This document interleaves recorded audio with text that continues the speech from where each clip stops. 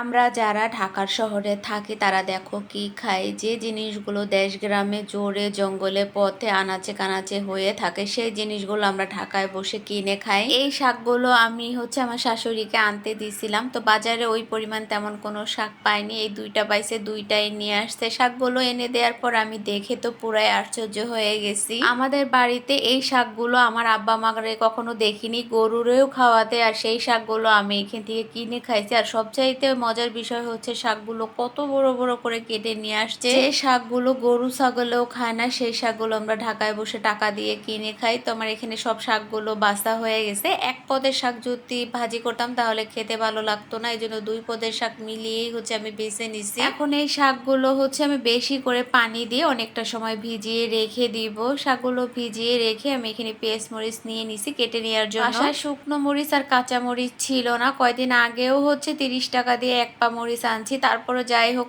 80 টাকা পোয়া ছিল, আজকে 100 টাকা করে পোয়া হয়ে গেছে। তো কি আর করার, এখানে 40 টাকার মরিচ নিয়ে আসছে। আমি বাসায় এক বেলা রান্না করি, সেই অনুযায়ী ঠিক মতো খেলেও দেখা যায় 2 দিন বা 3 দিনের বেশি হবে না। আর যারা অনেক বড় ফ্যামিলি তাদের তো এই কয়টা মরিচ দিয়ে আসলে চলা খুবই কষ্ট। তরকারিটা মোটামুটি কাঁচামরিচ না দিলেও খাওয়া যায়, কিন্তু ভাজির ভিতরে তো কাঁচামরিচ না দিলে সম্ভবই না। আর আমি কম বেশি সব তরকারির ভিতরে কাঁচামরিচ দেই, যে জায়গায় বেশি সে জায়গায় অল্প দেই। তো যাই হোক পেঁয়াজ মরিচগুলো কেটে নেওয়ার পরে আমি এখানে শাকগুলো ধুয়ে নিছি। শাকগুলো কেটে বেছে নিয়ে রান্না করার কমপক্ষে 1 থেকে আধা ঘন্টা আগে যদি আপনি এভাবে বেশি করে পানি দিয়ে ভিজিয়ে রেখে দেন, তাহলে এর ভিতরে যত বালু থাকে সব বালুগুলো নিচে পড়ে যায়, কোনো রকমের কিটকিট ভাব থাকে না। অনেকবার ভালোভাবে শাকগুলো ধুয়ে নিয়ে এখানে আমি সেদ্ধ বসিয়ে দিব। পেঁয়াজ কুচি, একটা বোম্বাই মরিচ আর স্বাদ মতো লবণ দিয়ে, শাকভাজিটা পুরোপুরি বোম্বাই মরিচ দিয়ে করা হবে। এদিকে আমি সুরমা মাছ ভেজে নিছি, এগুলো দু পেঁয়াজা করব।